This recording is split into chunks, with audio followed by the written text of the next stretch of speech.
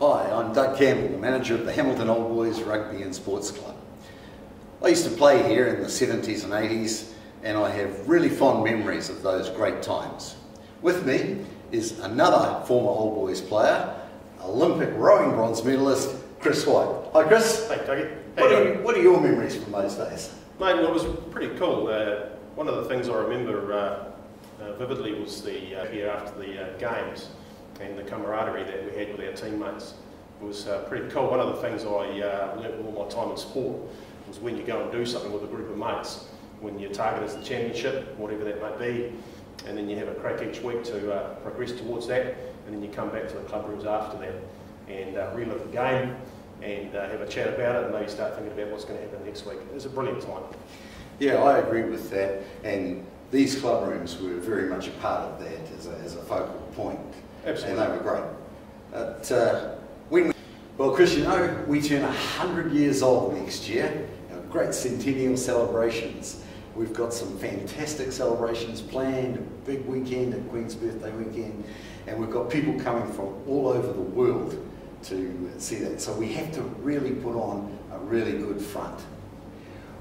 When you walk in, what's the most important thing, the biggest thing that you see first that really needs to change? Mate, it's going to be the carpet. She's pretty tight, she's frayed. It's seen better days. That's the first thing people notice when they rock in here. And I don't know, it's pretty stained as well. Some of the stains look about as old as you, mate. Yeah. Right, well actually I think I might have made one or two of them, but well spotted, you're right. This carpet's been down for somewhere around about 20 years, and it was done on a very tight budget then. So it's well and truly overdue for a replacement, even though it's served us pretty well over that time. As it has. Yeah. What else? Well, you look around the colour of the walls. There's not a lot there. It's pretty drab. There's quite a bit of damage in the walls. So it's pretty tired, and it's seen better days, and it's not that inviting, to be fair. So a visitor coming in for the 100th, they're going to go, oh, this could be better. Yeah. Well, actually, yeah, and together with the ceiling, together with the walls, the ceiling looks pretty average. It looks like it needs a total redo. It doesn't look great. Yeah, well spotted, mate. It's been a while since these walls have been given a birthday, and as for the ceiling, you'll remember in our playing days that the main entrance to the club used to be over here on the stadium side. Now it's over here. Yep. So they've obviously put in some new additions to the club, which have been really good. Yep. But in doing so, they had to create a couple of long internal gutterings down each side here. Okay. Now, we've had problems with those gutterings and their related flashings, etc., that have caused leaks and done a lot of damage to the ceiling. Now, we've fixed the problems, Yeah.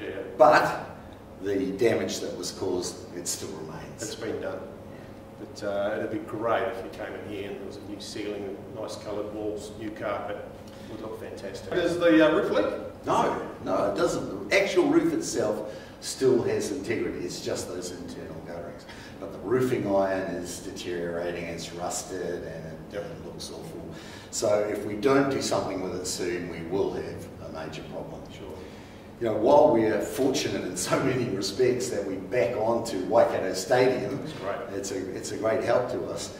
But the effect of that is that the tens of thousands of people who go to the stadium to watch the Chiefs or whatever, they look straight down on our deteriorating roof, and it looks terrible. It's not a good look. So something has to be done about that as soon as we possibly can. Okay. Well, Dougie, that roof standing up here in the Waikato Stadium, she doesn't look good. Looks pretty bad. What can we do about it?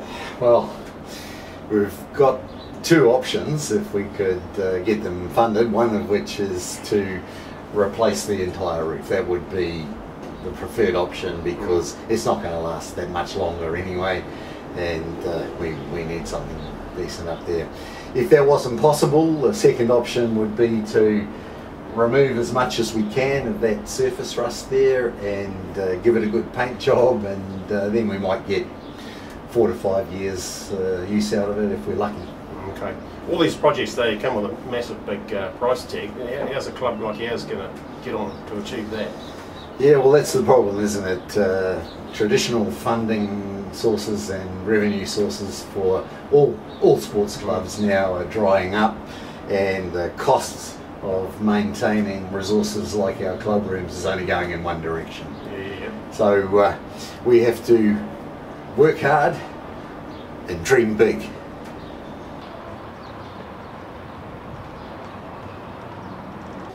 Well, Chris, you know, it's not just for our 100-year celebration that we need to do something with these club rooms. It's not just about celebrating the past, like your day and my day and all of those people that are coming to our centennial. It's about the future as well. It's about folks like young Bryden here, who's 7 years old, plays in our 7th grade team. We've got a strong junior club with 14 junior teams going this year. These guys are going to be playing for the club for the next 20 years, and they need somewhere to come. They need to be able to enjoy the club rooms just like we do. We need to make it more attractive to people of Bryden's age. Well, there you have it. Hamilton Old Boys Club has always dreamed big on the field. It's won more Waikato rugby championships than any other club, and has produced more All Blacks. And now it's time to dream big for our club rooms so that we can attract members and visitors alike and sustain our membership for years to come. Okay. Why not join the dream?